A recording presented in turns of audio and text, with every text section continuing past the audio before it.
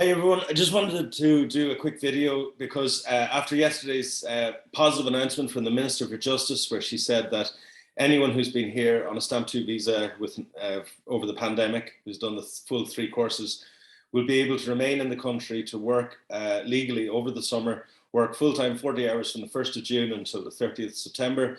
And all you have to do is send a picture of your expired IRP card, your Irish residency permit, or your GNIB card, front and back, email that along with a copy of proof of your application or acceptance onto a course which is approved by the ILEP list for 3rd level studies. So just to prove that you've applied for a course to continue your studies after studying English here, that you're going to want to continue in the autumn. You need to send those 2 pieces of documentation by email to an email address, which I will have in the description below, from Monday, which is the 30th of May. And once you've done that, you'll be able to receive a short-term letter of permission, which will act basically in lieu of your IRP card.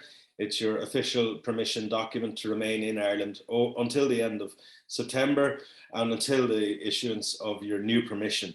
So you just need to prove that you've applied for a new course or applied for a new permission.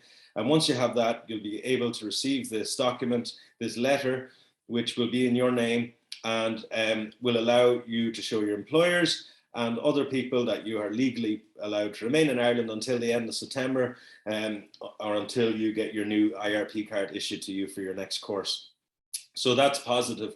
Now, there are further questions, and part of the nature of dealing with government is they don't always speak in very plain English, which is a difficulty for us because in a sector where English is people's second language, we need the government to remember to make things very easy and also to give people due warning. So on the one hand, while we're very grateful for the announcement that came yesterday, which finally gave people certainty, we do think that it's an issue we've seen before. The very last minute nature of announcements like this don't really help Ireland's reputation in the long term.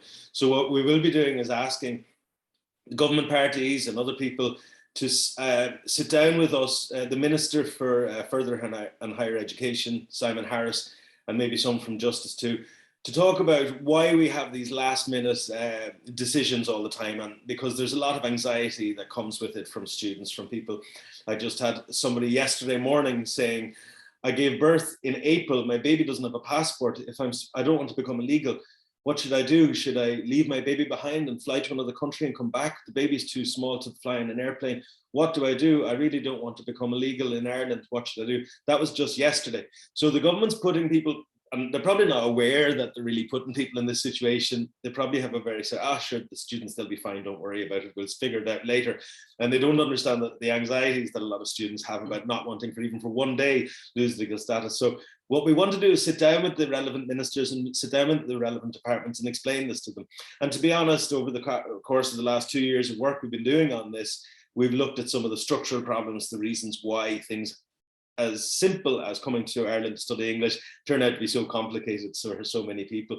And one of the real key recommendations that we'd be given the Irish government is to return the Stamp 2 English language permission to a 12-month basis. It's very important because ever since it's gone to an 8-month basis, the only people who that really favors are schools and immigration, because the immigration fees are €300 per 8 months instead of per 12 months as used to be.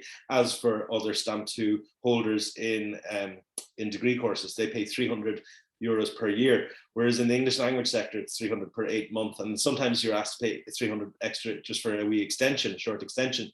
So what we will be saying is really not fair, and it is a cause for why we have all of this anxiety and backlog, and I would say a housing crisis, particularly for these people, is that the 8-month periods allow the schools to do continuous enrollment all year long, and that doesn't allow other people in the sector and outside of the sector to plan accordingly.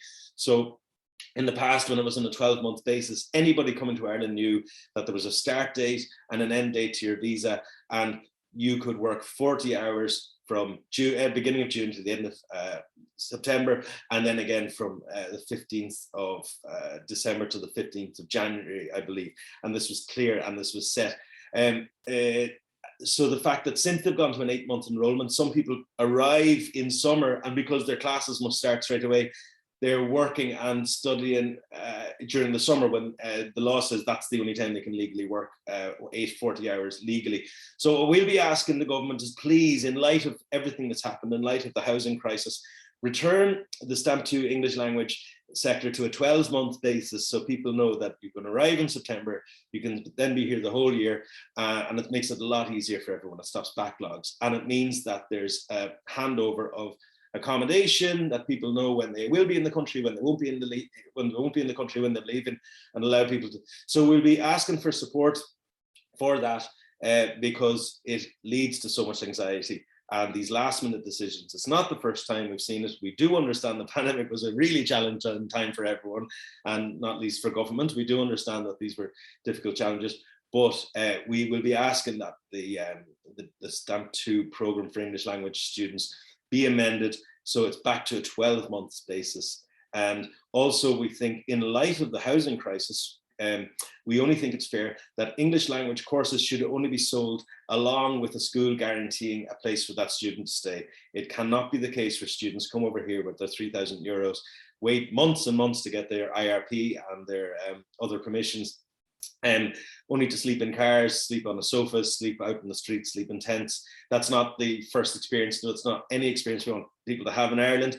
So we do think that schools should go back to a 12-month